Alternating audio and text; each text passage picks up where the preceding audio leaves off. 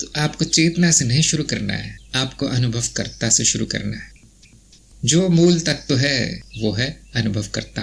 तो क्या ये मेरा भी मूल तत्व है? हाँ, इस मनो शरीर का अनुभव हो रहा है। उस मनो शरीर में जो अहम है, जो कहता है कि ये मैं हूं या वो मैं हूं, वो भी एक अनुभव है। आपको यहां से शुरू करना है। और ये अनुभव करता है क्या? ये दिखाई भी नहीं देता, सुनाई भी नहीं देता, न कोई रंग है, न रूप है, न कोई गुण है, पूरी तरह से निर्गुण है, पूरी तरह से शून्य है। तो ये उनको समझ में आएगा जिनको ब्रह्म ज्ञान हुआ है, जिनको एकता का ज्ञान हुआ है कि ये अनुभव करता अस्तित्व स्वयं है। अस्तित्व कितने हैं? अस्तित्व एक है और अनुभव करता भी एक है। अस्तित्व कहीं आ जा नहीं सकता। ऐसा नहीं होता कि एक पल संपूर्ण अस्तित्व है, दूसरे पल संपूर्ण अस्तित्व चला गया। इसीलिए अनुभव करता आ नहीं सकता, जा नहीं सकता, नित्य है। आपको यहां से शुरू करना है जो आत्मज्ञान में बताया गया है। तो जो लोग चेतना के प्रयोग करना चाहते हैं वो थोड़ा पीछे जाएं, अपने कदम पीछे ले जाएं, मूल ज्ञान की ओर ले जाएं। तत्व ज्ञान, मर्म ज्ञान वो पहले होना चाहिए, नहीं तो ये चेतना क्या है, ये प्रयोग क्या है, वो बिल्कुल समझ में नहीं आएगा। चेतना उसी व्यक्ति की जागृत हो सकती है जिसको आत्मज्ञान हो गया हो। और आत्मज्ञान का अर्थ ये है, बड़ा सरल सा है, कि मैं कोई अनुभव नहीं, न मैं अनुभव हूं, न इस अनुभव का ज्ञान हूं, न ये शरीर हूं, न ये मन हूं, न ये चित्त हूं, न इसकी वृत्ति हूं, न कुछ सूक्ष्म और अति सूक्ष्म, कुछ भी नहीं हूं मैं। जरा सी बात है, ये आत्मज्ञान है। नेति नेति, ये उस वहां तक पहुंचने का तरीका है। बहुत से लोग कहेंगे अहम तो बार बार आ जाता है, तो क्यों ना आए, बहुत प्राकृतिक है। वो भी एक अनुभव है, जैसे बाकी अनुभव आ रहे हैं जा रहे हैं, वो भी आ रहा है जा रहा है। अनुभव करता वो है जो इन सब अनुभवों का दृष्टा है।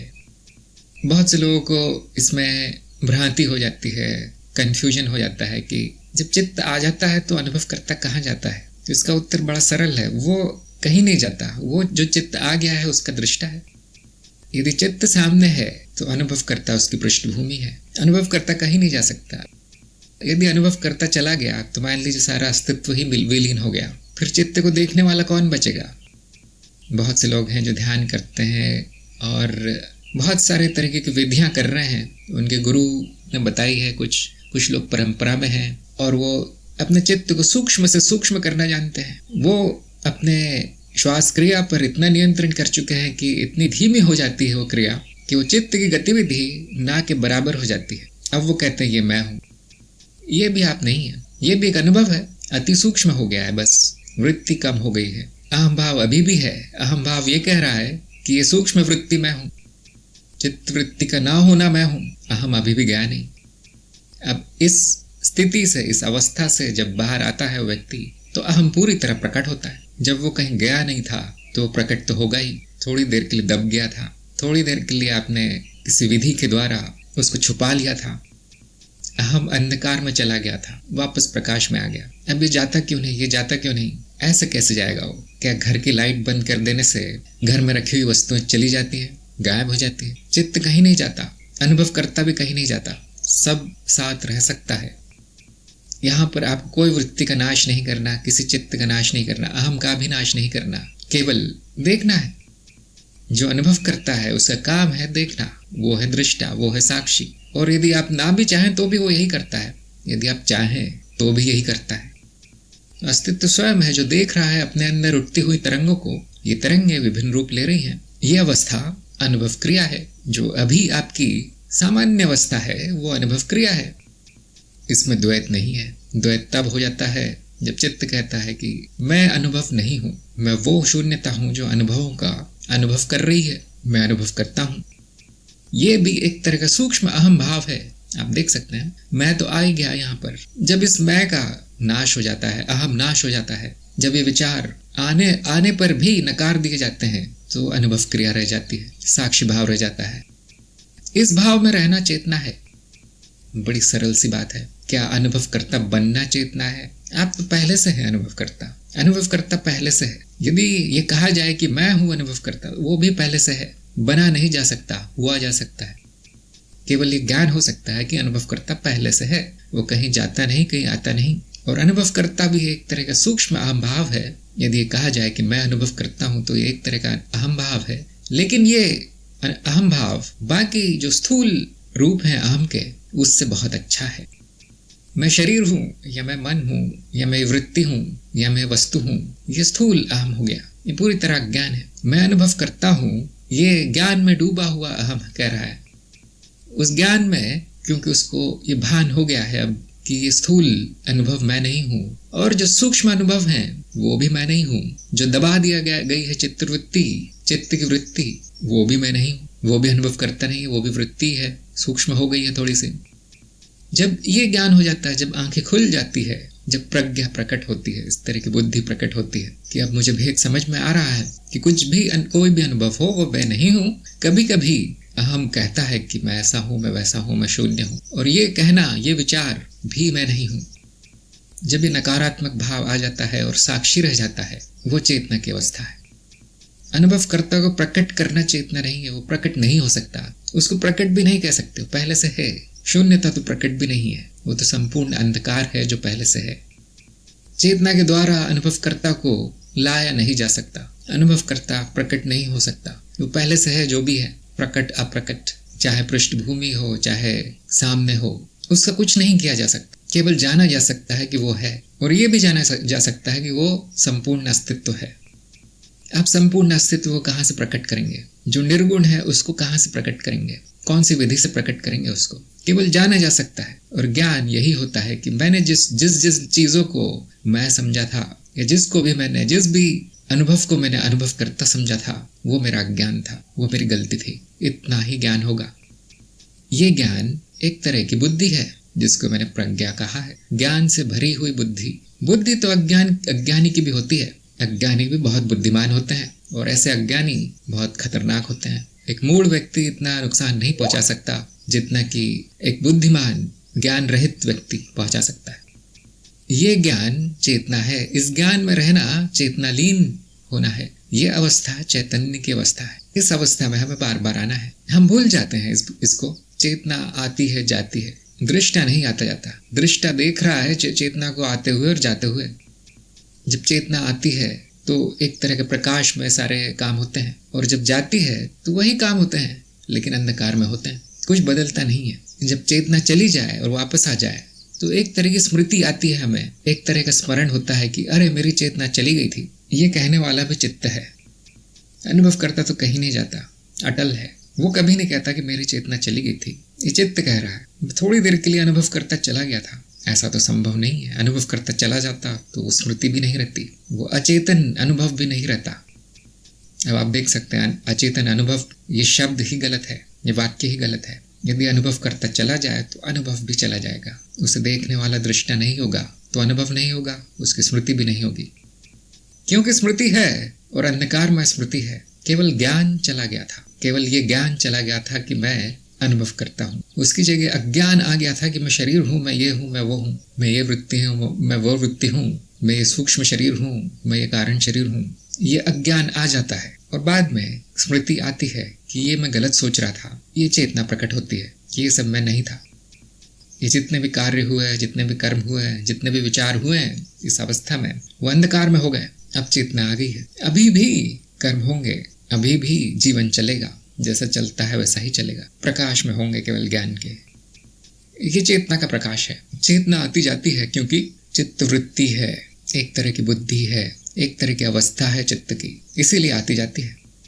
हमारा ये प्रयास रहता है ज्ञान मार्ग पर कि ये ना जाए, स्मरण हमेशा रहे। ये प्रयास रहता है हमारा, क्योंकि चेतना की अवस्था में जो कर्म होते हैं, जो ये चित्त की अवस्था होती है, वो बड़े सात्विक होते हैं। गलतियां नहीं होती, या होती भी है तो बहुत कम होती हैं। गलती तभी होगी जब ये चेतना छूट जाएगी, जब स्मरण छूट जाएगा। तभी मुंह से ऐसा कोई वाक्य निकलेगा जो अज्ञान में डूबा हो। तभी ऐसा कोई कर्म होगा जो तामसिक हो, राजसिक हो, जिसकी आवश्यकता ना हो, अनावश्यक हो। तभी होगा जब स्मृति चली जाएगी, जब चेतना चली जाएगी। चेतना है तब तक कुछ नहीं होगा, तब तक वही होगा जो अति आवश्यक है। इसी तरह से है जैसे भीड़ हो और पूरी तरह अनियमित, अनियंत्रित होती हो भीड़, और एक पुलिस वाला आ जाए डंडा घुमाते हुए, तो सब शांत हो जाते हैं, सब कतार में लग जाते हैं, सब जो आवश्यक हो उतना ही करते हैं। नियंत्रित हो जाता है, सब कुछ नियंत्रण में आ जाता है। वो पुलिस वाला चेतना का प्रकाश है। वहां पे बल है। क्यों डरते हैं उससे? क्योंकि वहां पे बल है, वहां पे ताकत है। चेतना में एक बल है, इस चेतना के प्रकाश में एक बल है। इसीलिए संपूर्ण चित्त कतारबद्ध हो जाता है। अब अहम कुछ नहीं कर सकता। अब जो पशुवृत्ति है कुछ नहीं कर सकती। चेतना को बल प्रदर्शन भी नहीं करना पड़ता, केवल प्रकाश डालना पड़ता है और संपूर्ण नियंत्रण दिखाई देता है। कभी कभी वो चला जाता है, कोई बात नहीं, जैसे ही आ जाए, जैसे स्मृति आ जाए वहीं से आपको जारी रखना है। यदि चित्त कहता है अरे ये सब चला जाता है बार बार, मैं ऐसा हो जाता हूँ, मैं वैसा हो जाता हूँ, मैं वापस पशुवृत्ति में आ जाता हूँ, कोई बात नहीं, ये भी चित्त वृत्ति है। जो चित्त स्वयं को धिक्कार रहा है, स्वयं को दोषी बता रहा है, ये भी चित्त की वृत्ति है, इसको भी देखना है, इस पर भी चेतना का प्रकाश डालना है और वो भी चली जाएगी। हमारा लक्ष्य ये नहीं कि चित्त को बलपूर्वक प्रयास से नियंत्रित करना, उसको दोष देना, उस ग्लानि में रहना कि मेरी तो चेतना है ही नहीं, बाकी लोगों की कितनी अच्छी है, इस प्रतियोगिता में रहना, हमारा ये लक्ष्य नहीं है। हमारा लक्ष्य चेतना में रहना है। जैसे ही उस स्मरण आता है उसी सेकंड से आपको चेतना में लीन हो जाना है, उस प्रकाश में वापस आ जाना है। फिर कि कोई भी चित्तवृत्ति किसी काम की नहीं है। फिर स्वयं को इस तरह से दोषी बताना किसी काम का नहीं, वो सब नाटक है, वो और चित्तवृत्ति है, उससे चेतना नहीं आएगी। उन विचारों से जितनी चेतना आई है उतनी भी चली जाएगी। चेतना चित्त की अवस्था है और शुरू में बहुत नाजुक होती है, बार बार गिर जाती है। जैसे छोटा बच्चा चलना सीखता है, बोलना सीखता है, वैसे चेतना बढ़ती है धीरे धीरे, एक दिन में नहीं आएगी कई वर्ष लग सकते हैं। कई वर्षों बाद भी केवल कुछ घंटों के लिए वो बनी रहेगी। और जैसे ही इस संसार का जो संघर्ष है, जो उत्तरजीविता का संघर्ष है, जैसे जीव उसमें फंसेगा वो चली जाएगी। तो कोई बात नहीं, आप जानते हैं संसार तो मिथ्या है, जीव जो भी करता है वो उसका नाटक है, वो उसका खेल है। अब चेतना आ गई है, मैंने देख लिया कि ये हो गया, वहां से जारी रखें। इस बात को याद करना कि वो चली गई थी 2 घंटे के लिए और मैं अंधकार में पहुंच गया था, मुझसे कुछ कर्म हो गए जो नहीं होने चाहिए थे, ये पश्चाताप और चित्तवृत्ति है और कुछ नहीं है। ये चेतना नहीं है। चेतना ये है कि अब मुझे स्मरण आ गया है, अब मुझे जारी रखना है। यहाँ से जो हो गया वो हो गया, न वो मैं हूँ न वो मेरा है। मैं जानता हूँ मैं क्या हूँ और उसकी स्मृति मुझे आ गई है, अब स्मरण हो गया है। अब मैं वो रहूंगा जो मैं हूँ, मैं दृष्टा रहूंगा, दृष्टा भाव में रहूंगा, साक्षी भाव में रहूंगा। पुराना जो है अब तो वो हो गया, उसका कुछ नहीं हो सकता। कम से कम इतना हो सकता है कि जो पुराना हुआ, जो बीत गया, उस पर मैं एक चेतना से भरी दृष्टि डाल दूं कि ये हो गया। इतना भी बहुत है, क्योंकि आप जानते हैं चित्त में समय नहीं है, ये अस्तित्व समयहीन है। तो यदि आप अपनी पुरानी स्मृतियों पर भी चेतना की दृष्टि डाल दें, वो प्रकाश डाल दें कि ये हुआ था, तो भी वो इसी तरह है जैसे कि वो चेतना में हुआ हो। उसके संस्कार नहीं बनेंगे, अब अगली बार नहीं होगा वो। चाहे चेतना हो ना हो वो नहीं होगा, क्योंकि आपने जो अंधकार में हुआ है उस पर प्रकाश डाल दिया। भले ही थोड़ी देर बाद डाला हो, जो कल हुआ था उस पर आज प्रकाश आपने डाला हो, फिर भी वो संस्कारों के बीज जल जाएंगे उस प्रकाश में, उस धूप में वो नष्ट हो जाएंगे। और कल का ही क्यों, पिछले साल जो हुआ है उस पर भी मैं चेतना का प्रकाश डाल सकता हूँ। ये हुआ था, जिससे भी हुआ हो, ये मैं नहीं था, ये मनोशरीर था जो अज्ञान में डूबा था, उससे हुआ है सब कुछ। उस पर भी एक नजर ज्ञान की दृष्टि से पढ़ने दें। और 1 साल पहले क्यों, 20 साल पहले, 30 साल पहले जो हुआ है उसको भी आप इस तरह से देख सकते हैं कि मैं छोटा था, उस समय पूरी तरह से अज्ञान था, उस समय मैं किसी आध्यात्म मार्ग पर भी नहीं था। तो बहुत प्राकृतिक है कि जो भी होगा वो अंधकार में होगा, और इस तरह से वो बीज भी जलाए जा सकते हैं। इस तरह से मंथन आप करेंगे तो जो भी पुराना है उसको भी चेतना में लाया जा सकता है। और क्योंकि संस्कारों से ही आवेग उठते हैं, संस्कारों से ही वासनाएं उठती हैं, या ग्लानि उठती है, क्रोध उठता है, जो भी उठता है, भावनाएं उठती हैं, वो शिथिल हो जाएंगी, वो करीब करीब नष्ट हो जाएंगी। इसमें समय लग सकता है। जितना पुराना होगा आपका संस्कार, उसको जलाने में, उसको नष्ट करने में उतना समय लग सकता है। कल का तो तुरंत हो जाएगा, 1 घंटे पहले का अभी चेतना में होने के बराबर है, लेकिन 10 वर्ष पहले का, 20 वर्ष पहले का वो स्थापित हो चुका है, पत्थर हो गया है, वो जड़ हो गया है, उसमें समय लग सकता है। मैंने 2 या 3 प्रयोग दिए हुए हैं, जिनकी इच्छा हो, जो इससे भी अधिक करना चाहे वो प्रयोग करते रहें। वो प्रयोग व्यक्ति तभी कर पाएगा जब उसको ये मूल ज्ञान हो गया हो कि अनुभवकर्ता क्या है, अस्तित्व क्या है, अनुभव क्रिया क्या है, चेतना क्या है, चैतन्य क्या है। इसमें क्यों बार बार व्यक्ति को भ्रांति हो जाती है, उससे गलती हो जाती है कि ये इन शब्दों का अर्थ क्या था, क्योंकि शायद उन्होंने कोई और किताबें पढ़ी हो जिसमें चेतना की परिभाषा कोई और कर रखी हो। किसी ने, हो सकता है उन्होंने किसी और भाषा में लिखी हुई किताब पढ़ी हो, अंग्रेजी में या कोई और भाषा में, जिसमें चेतना शब्द है ही नहीं, कोई और ही शब्द है। तब वो बस वो मान लेते हैं कि इस शब्द का अर्थ चेतना होगा, या उन्होंने कोई और वीडियो देखा हो, किसी और गुरु से सुना हो कि साक्षी ये होता है, साक्षी वो अंधकार होता है जो आंख बंद करके दिखता है, साक्षी तो वो होता है जो मरने के बाद आता है। इस तरह की कुछ सुन रखा हो तो वो जो पुराना है वो बार बार आपको आपके ज्ञान पर धूल फेंक देगा, उसको अपवित्र कर देगा, उसको भ्रष्ट कर देगा। जो नया ज्ञान हुआ है बार बार वो पुराना आएगा।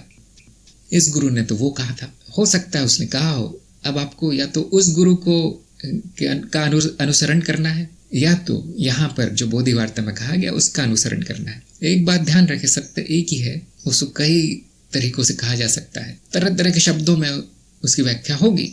अब व्यक्ति शब्दों के चक्कर में है तो उसको ज्ञान नहीं होगा। यदि आपको अनुभव हो गया है, यदि समझ आ गई है, तो कोई भी शब्द हो आप तुरंत पकड़ लेंगे।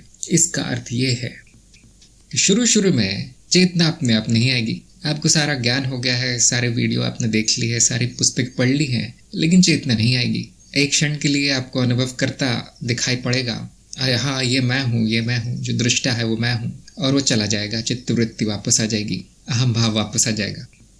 तो जो नए हैं उनको हम कुछ विधि देते हैं, जैसे मैंने भी विधियाँ दी हैं। जागृत अवस्था के प्रयोग का वीडियो आप देखेंगे तो मैंने बहुत सी विधियाँ बताई हैं। उसमें स्मरण में आने के लिए आपको कुछ न कुछ सहारा शुरू में लगेगा। तो जब ये भी नहीं होता तो उसको शुद्धिकरण बताया जाता है। उसके लिए मैंने पूरी श्रृंखला बना रखी है। यदि चेतना नहीं रहती, इसका अर्थ है कि अशुद्धियाँ बहुत है इस चित्त में। कहाँ से शुरू करते हैं हम शुद्धिकरण? बाहर से। बाहर अशुद्धि है, बाहर से शुरू करना चाहिए। शरीर में अशुद्धियाँ हैं, रोग हैं जो चेतना को ठहरने नहीं देते, वहां से शुरू करना चाहिए। और इस तरह के ये अष्टांग योग का ही एक परिवर्तित रूप मैंने बताया है। ज्ञान मार्ग के लिए मैंने उसको थोड़ा बदल दिया है, सीधा कर दिया है। अष्टांग योग बहुत कठिन होता है, कई वर्षों तक चलता है। जो शुद्धिकरण मैंने बताया है वो आज से भी शुरू हो सकता है। आज से भी आप उसके मास्टर बन सकते हैं। बड़ा सरल है।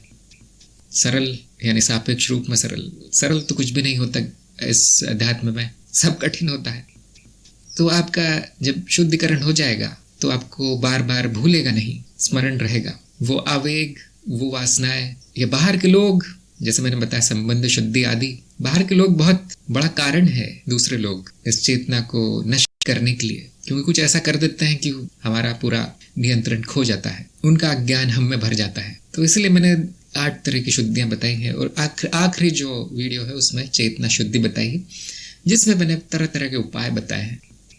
तो यदि आपने नया प्रयोग शुरू किया है चेतना का, तो वो बहुत काम आएंगे वो उपाय। उसमें कोई बुराई नहीं है। लेकिन यदि आप 10 साल बाद भी जप ही कर रहे हैं, 10 साल बाद भी माला ही है, 10 साल बाद भी संबंध शुद्धि हो रही है, तो कहीं कुछ बड़ी गड़बड़ है, कहीं कोई बड़ा विघ्न है, कहीं कोई अज्ञान है, या तो मूल ज्ञान नहीं हुआ है।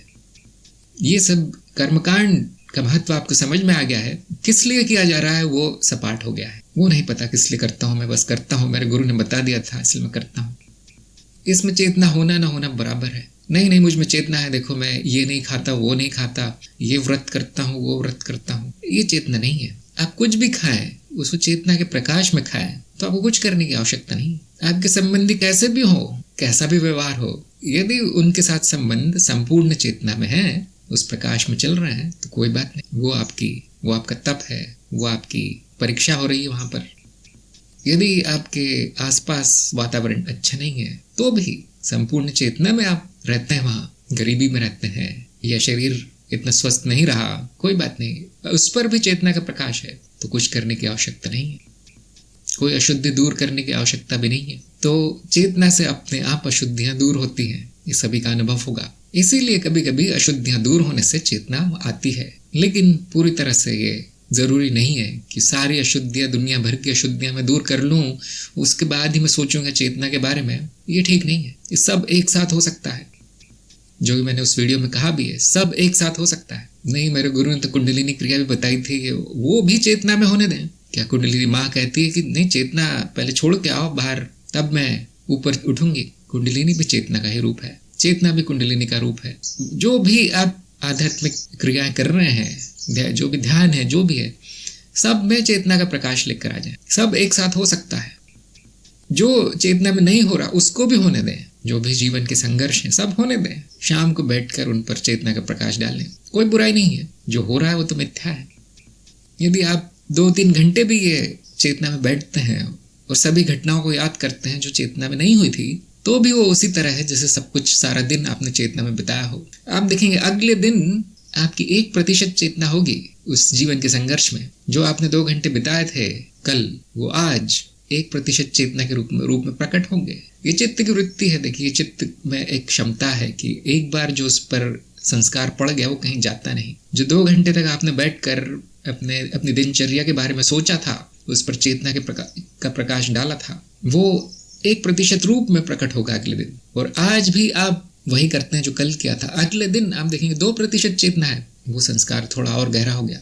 इस तरह से होते होते 1 आध वर्ष बाद आप देखेंगे कि बिना कुछ प्रयास किए आपका संपूर्ण दिन थोड़ी बहुत चेतना में जा रहा है, बिना कुछ प्रयास किए। हाँ, थोड़े थोड़े देर के लिए वो चली जाएगी चेतना, कोई बात नहीं, क्योंकि आप शाम को 2 घंटे बैठते हैं और उन भागों पर प्रकाश डालते हैं कि यहाँ पर तो मैं चेतना में था, यहाँ पर चली गई चेतना, कोई बात नहीं। अगले दिन देखेंगे वो कार्य भी चेतना में होने लगेंगे। चेतना जागृत होने के बाद आपको समझ में आएगा कि चेतना का जाना क्या होता है, अंधकार क्या है।